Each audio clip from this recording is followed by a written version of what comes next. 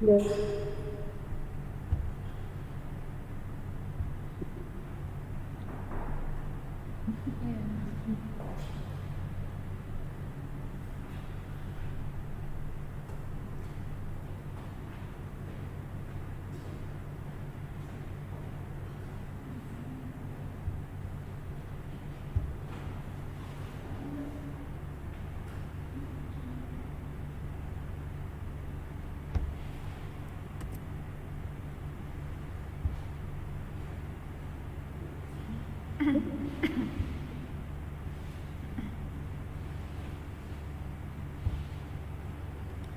Selamat pagi Bu Tanti, Pak Dendi, Pak Oke, Bambang. Oke.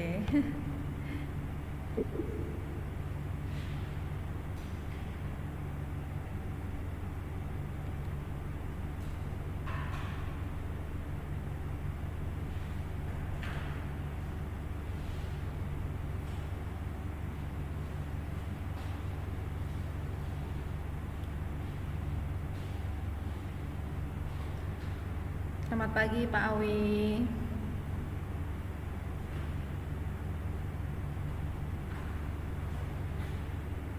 Oke, karena ini sudah semuanya Bapak Ibu untuk perkuliahan, saya mulai. Izin share screen Bapak Ibu semuanya.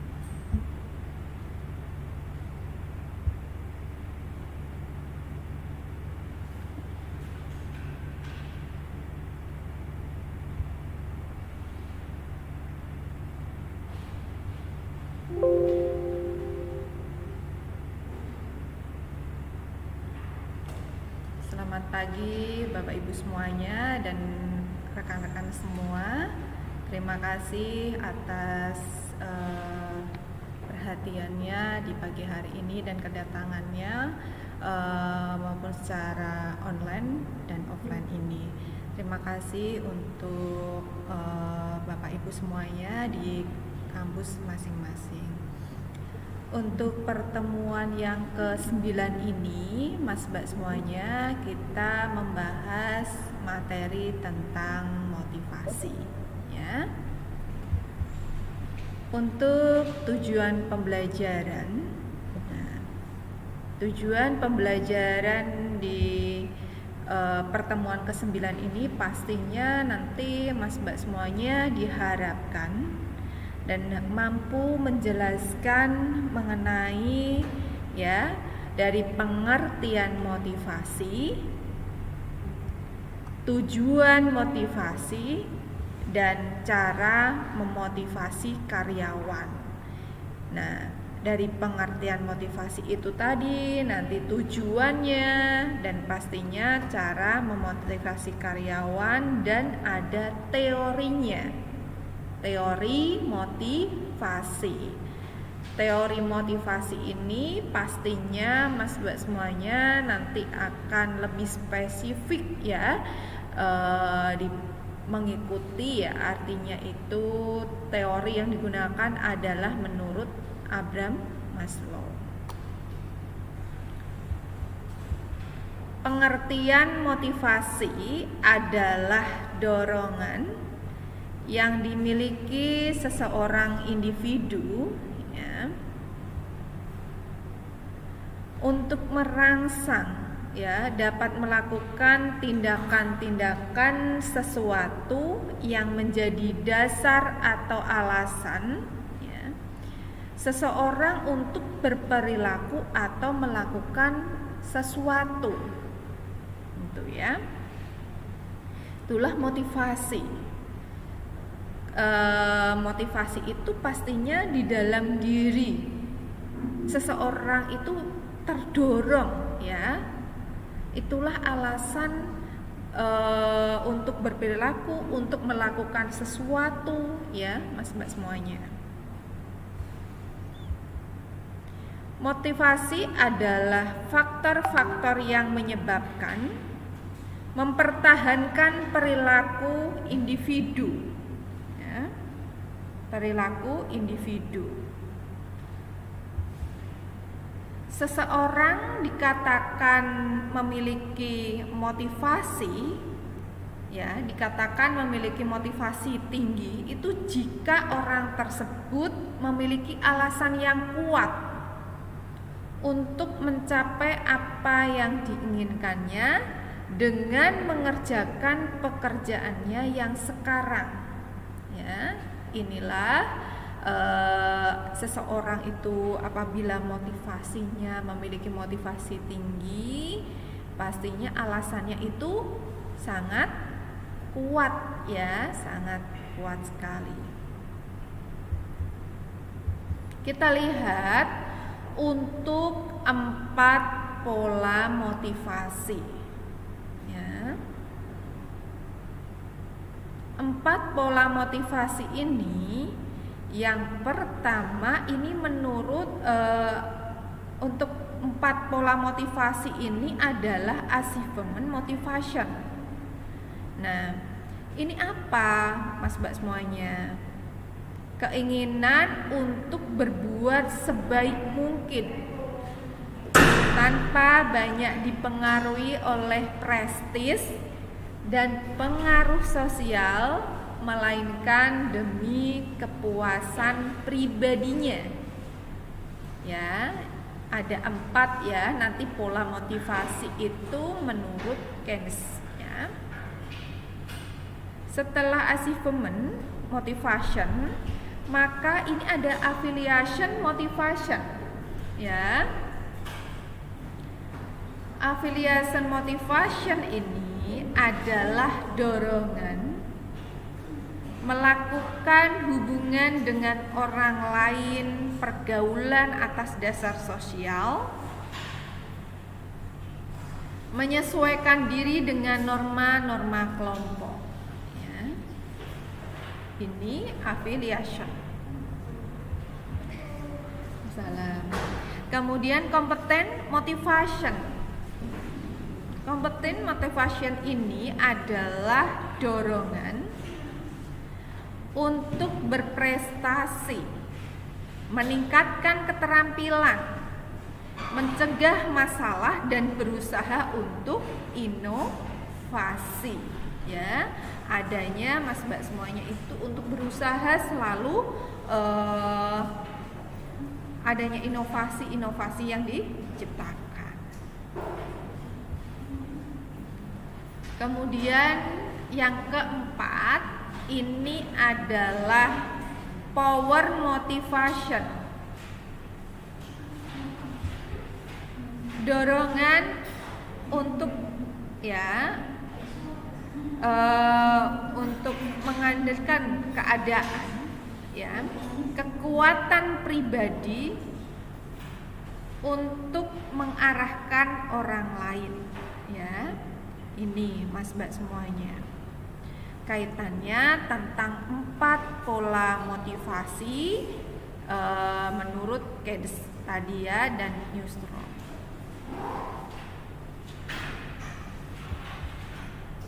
Untuk tujuan memotivasi pekerja, pastinya kalau tujuannya di sini Mas Mbak semuanya, ya, untuk memotivasi pekerja yaitu kaitannya tentang mendorong gairah dan semangat pekerja, ya. Motivasi itu pastinya untuk mendorong agar semangat bekerja, meningkatkan kepuasan kerja, ya. Setelah itu meningkatkan produktivitas. Dengan meningkatkan kepuasan kerja, pastinya akan meningkatkan produktivitas. Kemudian mempertahankan stabilitas dan loyalitas. Meningkatkan kedisiplinan, ya, ditingkatkan untuk kaitannya kedisiplinannya. Menciptakan suasana dan hubungan kerja yang baik, ya. dari meningkatkan kedisiplinan itu di dalam tujuan memotivasi pekerja, nanti pastinya ya akan menciptakan suasana dan hubungan kerja yang baik ya. Meningkatkan kreativitas dan partisipasi ya. Meningkatkan kesejahteraan di dalam tujuan memotivasi pekerja itu pastinya juga meningkatkan kesejahteraan ya. Mempertinggi rasa tanggung jawab ya, mempertinggi rasa tanggung jawab dan meningkatkan efisiensi penggunaan alat dan bahan baku. Ini Mas Mbak semuanya masuk di dalam tujuan memotivasi pekerja ya. Ada berapa ya Mas Mbak semuanya? Ada 10 ya, untuk tujuannya memotivasi pekerja. Untuk cara atau teknik memotivasi pekerja, caranya itu bagaimana? Ya. Kita lihat untuk cara atau tekniknya itu the strong approach ya.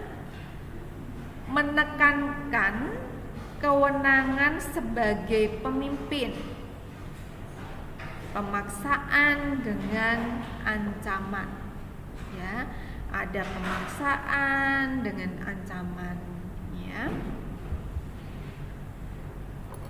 Kemudian the be good approach ya, memberi kondisi kerja dan tunjangan yang baik ya.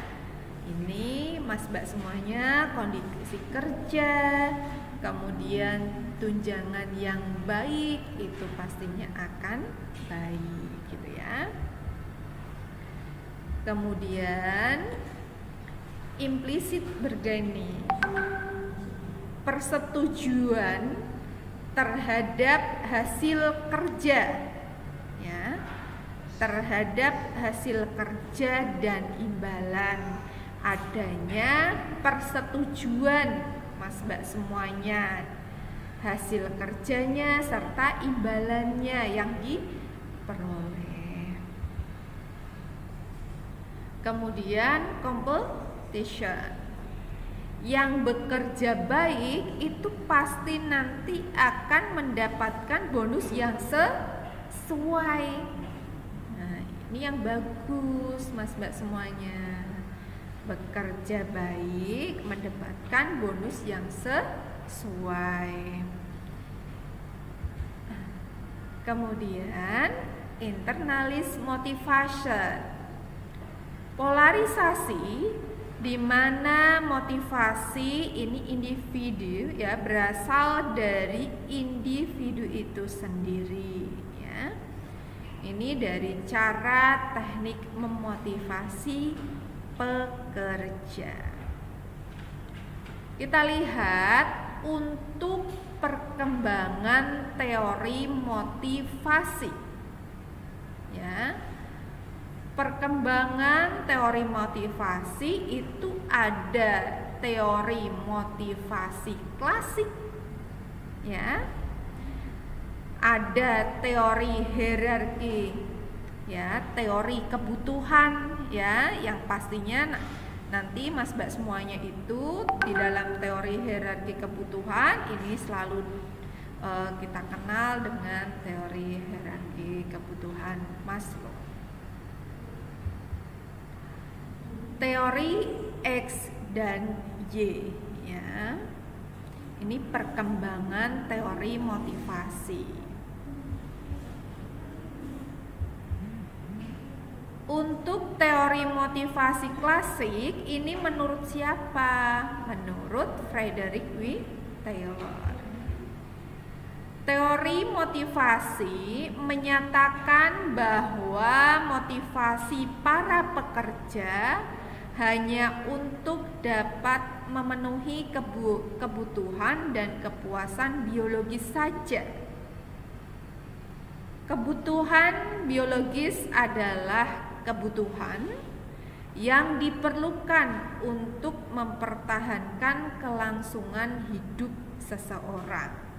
Ya, ini teori motivasi.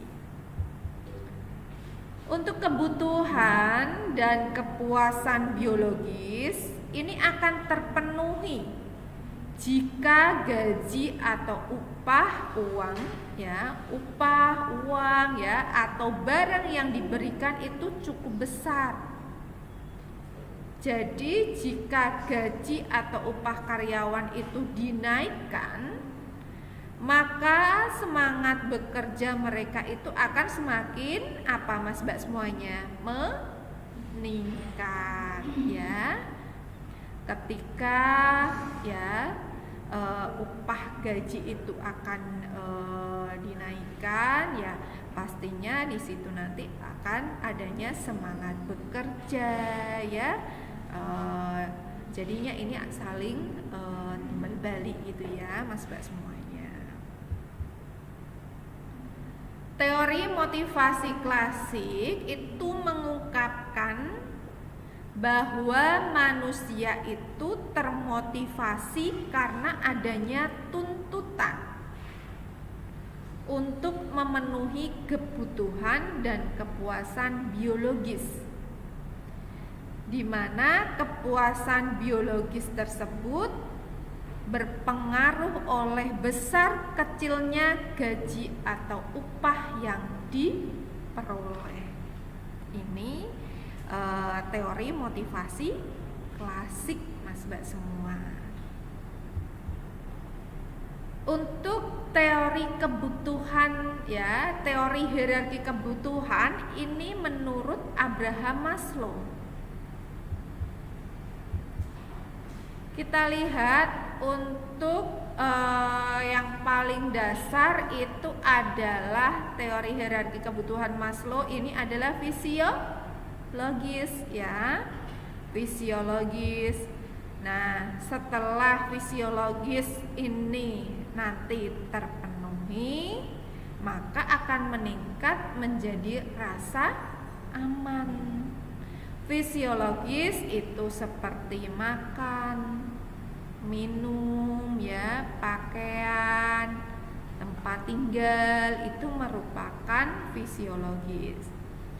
Untuk rasa aman ya, rasa aman itu sendiri Mas-Mbak semua ya, ketika kita misalkan aja berada di sini ya, di ruangan ini ya, kita pasti harus memiliki rasa aman ya. Banyak sekali ya.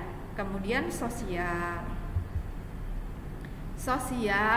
Mas-Mbak semuanya, karena kita itu adalah makhluk sosial, jadi pastinya kita itu saling membutuhkan ya, saling ketergantungan. Penghargaan. Nah, jadi Mas-Mbak semuanya ini tadi setelah fisiologis terpenuhi, kemudian baru ke rasa aman. Setelah rasa aman terpenuhi, yaitu sosial, karena kita sebagai makhluk yang sosial. Setelah sosial ini terpenuhi, baru ke penghargaan. Nah ini ya Mas-Mbak semuanya. Jadi untuk penghargaan itu sendiri Mas-Mbak semuanya, apabila sudah terpenuhi baru naik ke aktualisasi. Jadi ini kalau digambarkan itu pastinya seperti piramida ya, seperti piramida ya, teori hierarki kebutuhan Maslow itu seperti piramida. Tadi yang sudah kita lihat Mas-Mbak semuanya, untuk fisiologis itu yang harus terpenuhi dari rasa lapar ya, haus, pakaian, perumahan ya, dan kebutuhan ragawi lainnya. kayak gitu Mas Mbak semuanya ya. Untuk keamanan itu Mas Mbak semuanya keselamatan. Nah, Anda di ruang ini pastinya juga merasa nyaman, merasa selamat dan pastinya terlindungi kayak gitu ya. Terhadap kerugian fisik dan emosional gitu ya. Fisiologis terpenuhi, naik lagi ke keamanan. Setelah itu apa? Sosial. Ya, sosial. Rasa aman terpenuhi baru sosial.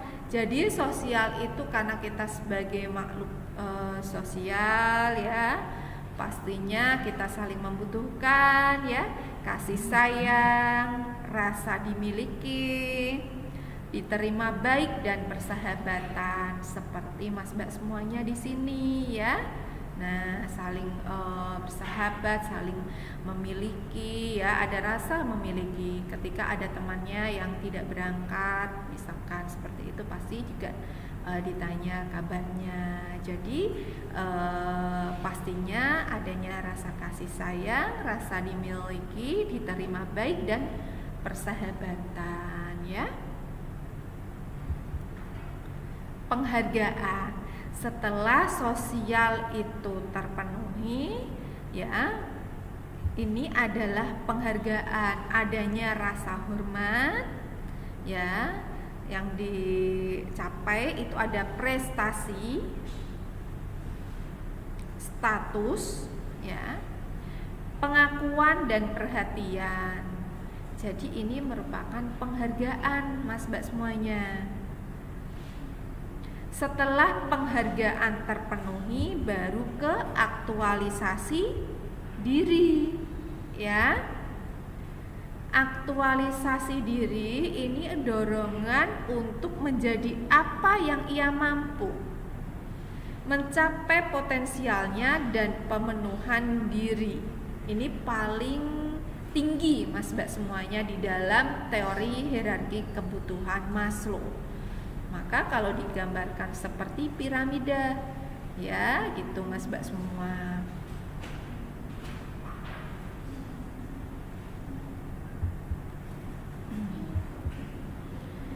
Kita lihat untuk teori hierarki itu yang dari fisiologis sampai ke aman, ini merupakan kebutuhan yang tingkat bawah ya, kebutuhan tingkat bawah.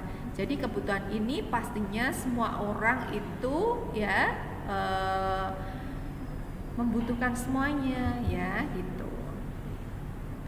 Setelah itu teori X dan teori Z. Teori X dan teori Z ini menurut Douglas ya. Teori X dan teori Y itu mengungkapkan pandangan manajer mengenai sifat manusia didasarkan atas beberapa kelompok asumsi tertentu dan bahwa mereka itu cenderung membentuk perilaku mereka terhadap karyawan berdasarkan asumsi-asumsi tersebut.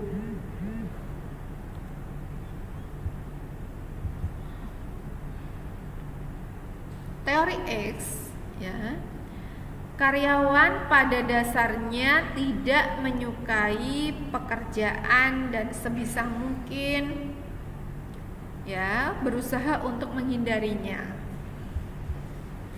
Untuk karyawan harus dipakai itu adalah dikendalikan, diancam dengan hukuman untuk mencapai tujuan.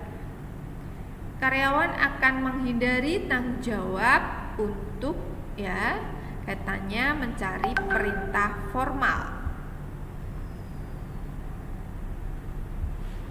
Sebagian karyawan ini menempatkan keamanan di atas semua faktor lain terkait pekerjaan dan menunjukkan sedikit ambisi. Itu teori X-nya ya, kaitannya tentang karyawan. Untuk teori Z, ini karyawan itu menganggap kerja sebagai hal yang menyenangkan, seperti ya istirahat atau bermain. Karyawan akan berlatih mengendalikan diri dan emosi untuk mencapai berbagai tujuan.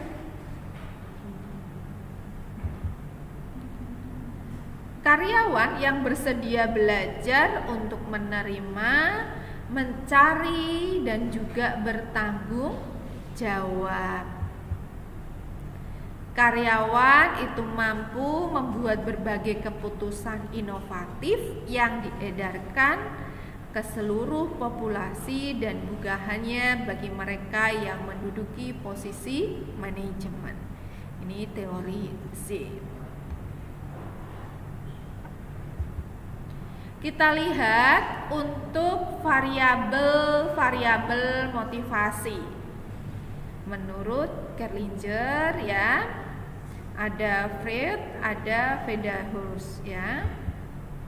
Ada apa aja motivasi Mas Mbak semuanya, variabel-variabelnya ya.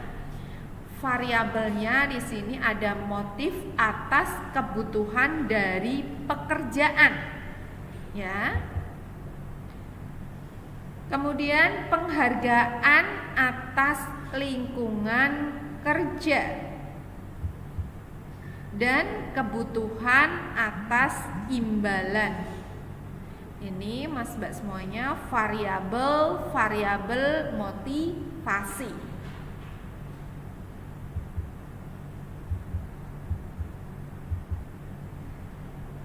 Kita akan mengetahui tentang motif ya. Motif adalah faktor-faktor yang menyebabkan individu bertingkah laku atau bersikap tertentu. Motif ini akan menunjukkan bahwa setiap individu itu mempunyai kebutuhan yang ada dalam dirinya dan pastinya akan menyebabkan mereka itu didorong, ditekan, dan dimotivasi untuk memenuhinya. Ya, inilah motif. Jadi didorong ya, kaitannya adanya motif ini ya di dalam dirinya itu pastinya ada dorongan ya, karena kan adanya motivasi untuk memenuhinya. Motifnya apa dalam motivasi itu gitu kan ya. Kemudian menurut William ini menerangkan tentang motif adalah kebutuhan yang belum terpuaskan yang mendorong individu untuk mencapai tujuan tertentu. Ya. Tujuan tertentu.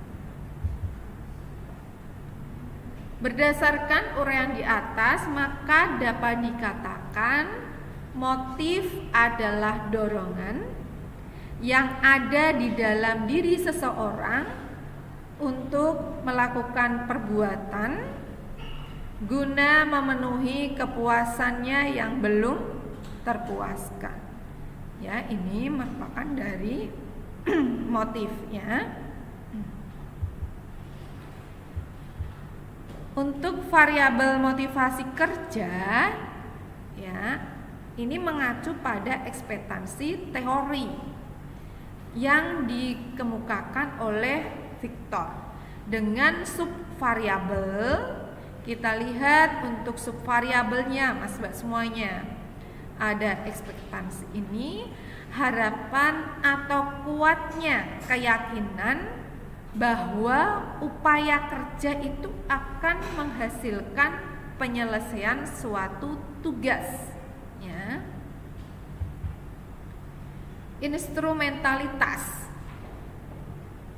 kaitan kinerja imbalan, yakni tingkat sejauh mana orang tersebut percaya bahwa bekerja pada tingkat tertentu itu menjadikan sarana tercapainya hasil yang diinginkan.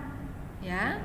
ketika orang itu bekerja, ya pastinya itu untuk tercapainya hasil yang diinginkan. Nah, ini Mas Mbak semuanya. Setelah motif, kita akan tahu tentang insentif.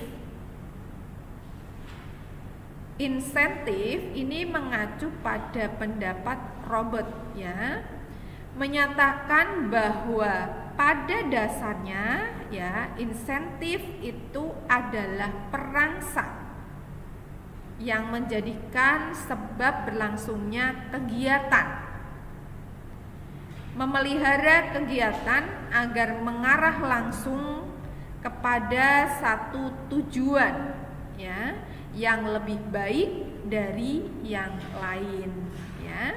Ini insentif. Untuk menurut Joseph ini, ya, mengatakan bahwa pemberian insentif itu sangat diperlukan, terutama apabila karyawan tidak banyak mengetahui tentang hal apa yang akan dilakukannya, ya. Jadi Mas Mbak semuanya, ini insentif, dan pastinya di dalam insentif itu akan menjadi perangsang, ya, menjadikan orang itu lebih terdorong seperti itu, ya, terhadap menyelesaikan pekerjaannya, ya. Itu saja mungkin dari saya. Terima kasih atas perhatiannya, ya. Mohon maaf apabila ada salah-salah kata. Terima kasih untuk Bu Tanti, ya, yang ada di kampus Ungaran, Pak Dendi di kampus Kendal, ya. Kemudian Pak Awi di kampus Kartosuro, dan serta Pak Bambang di kampus Siliwangi. Terima kasih Bapak Ibu semuanya dan rekan-rekan mahasiswa.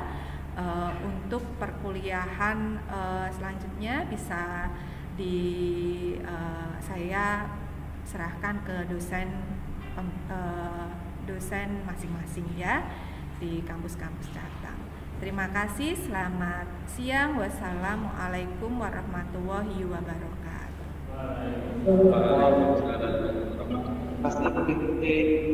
Terima kasih Pak Bambang, Pak Dedi, Bu Tanti, Pak Awi.